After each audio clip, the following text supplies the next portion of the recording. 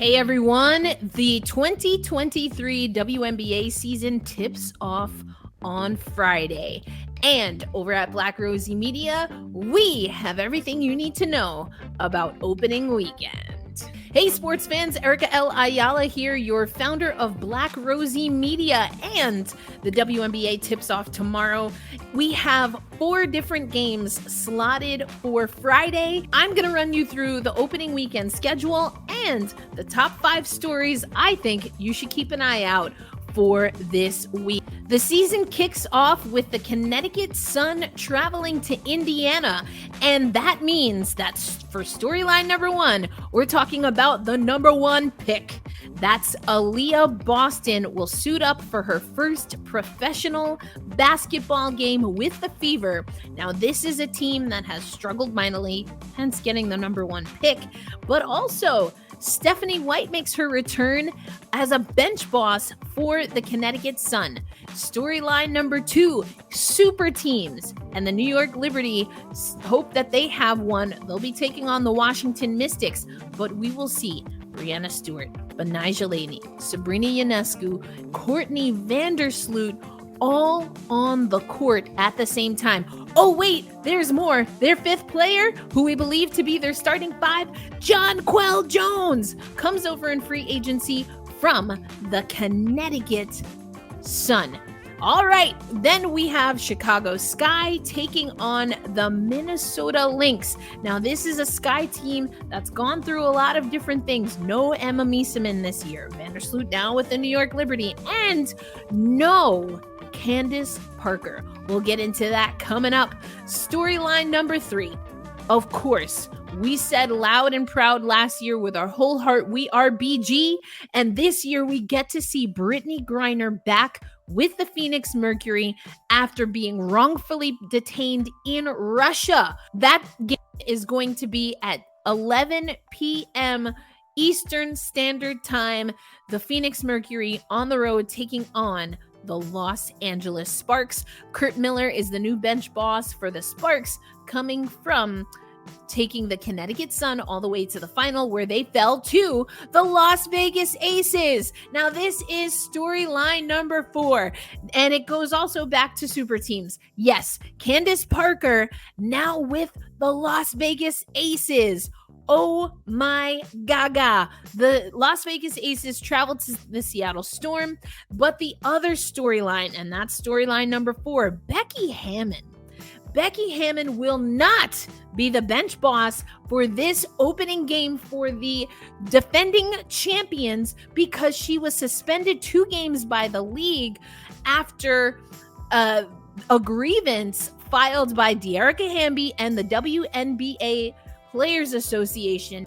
The league had this to say after their investigation. May 16th, the WNBA announced today that it has rescinded the Las Vegas Aces 2025 first-round pick for violating league rules regarding impermissible player benefits and suspended Las Vegas head coach Becky Hammon for 2 games without pay for violating league and team respect in the workplace policies. Due to a prior trade, the Las Vegas Aces do not have a 2024 first-round draft pick. The team violation involved promises of impermissible benefits in connection with negotiations or an extension of the then Aces player Dearica Hamby's player contract. The respect in the workplace violation was related to comments made by Hammon to Hamby in connection with Hamby's recent pregnancy. After a complaint by Hamby on January 21st, 2023, alleging misconduct by the Aces, the league began an investigation.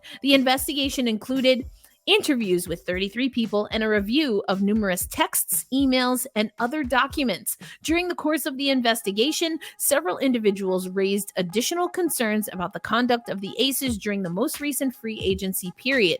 The investigation was not able to substantiate any of those additional concerns. Quote, "It is critical that we uphold the values of integrity and fairness, which create a level playing field for our teams," said Commissioner Kathy Engelbert.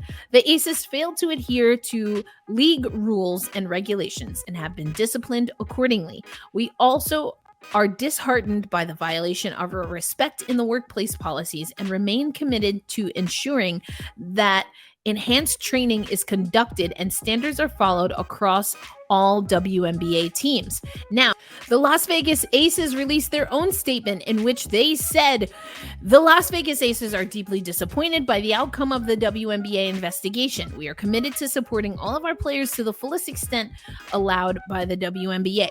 Our actions have always been consistent with our responsibility to hold ourselves to the highest professional standards, and the facts that we presented were consistent with these standards. The well-being of our players and their families has and will always be at the forefront of who we are. The WNBA's determination about Becky Hammon are inconsistent with what we know and love about her. Becky is a caring human being who forges close personal relationships with her players. We stand behind Coach Hammon as she continues to lead the Las Vegas Aces. As expected, the facts did not demonstrate that the Aces violated the salary cap by paying players, quote, under the table or acted impermissibly during the 2023 free agency period.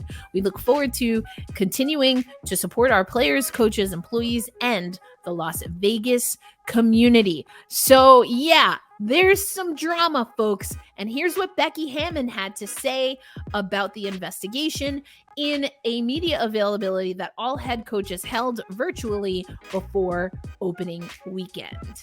And I would just echo the sentiments of the statement that the Aces put out the other day. I don't recall my relationship with Hamby being anything but on the up and up. And I'm just obviously, along with the organization and everything, disappointed with the findings. But, we're looking forward to kind of putting the whole thing behind us and playing good basketball. Obviously, it's not a fun situation at all. It's never to have your name kind of be associated with something like that, which, is not who you are as a person. It's not how I operate. On the other hand, I did talk to my team. They were great. I have to say they've been very professional throughout this whole process. Obviously, I have the support of my organization and my team and my family, but it's never a good feeling to have to, call home and say, leave the TV off for the kids. You always want to protect the people that are closest to me, but this is part of the gig. There wasn't one player complaint in the last previous 6 months. Nikki Fargas can attest to that. Not one person in her office complaining. There's not one point or statement that was reported to Nikki of anything but, quite honestly, compliments and how they liked me being their coach. So that's who I am, and anybody that knows me knows how I operate. And so it's unfortunate, that this is trades and stuff are part of the business. They're not fun phone calls for me. Especially, sometimes your greatest strength can be a great weakness. My greatest strength is probably my relationships with my players. So we're a close-knit group.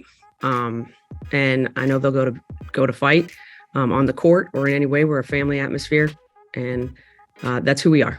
I don't know the details, but I know they did not interview, according to my knowledge, they didn't interview Asia Wilson. They didn't interview Chelsea Gray, Kelsey Plum, Jackie Young, not anybody that was on last year's roster. No, they did not interview any of them. So Becky Hammon there saying that none of her players from last year were among the 33 people interviewed as part of the investigation. And Becky Hammon had gone on to say that she heard that Liz Cambage was interviewed. And then Vopel, a reporter from ESPN, said that the league told them that Liz Cambage was not one of the people interviewed. It's unfortunate. It really is. But at the end of the day, we have to make sure that we are performing and doing what we need to do on the court. I think my biggest thing is making sure that this does not become a distraction. Because at the end of the day, we're going to be... We're for Becky. We're for anyone. Like, that's for us. We're going to play for her.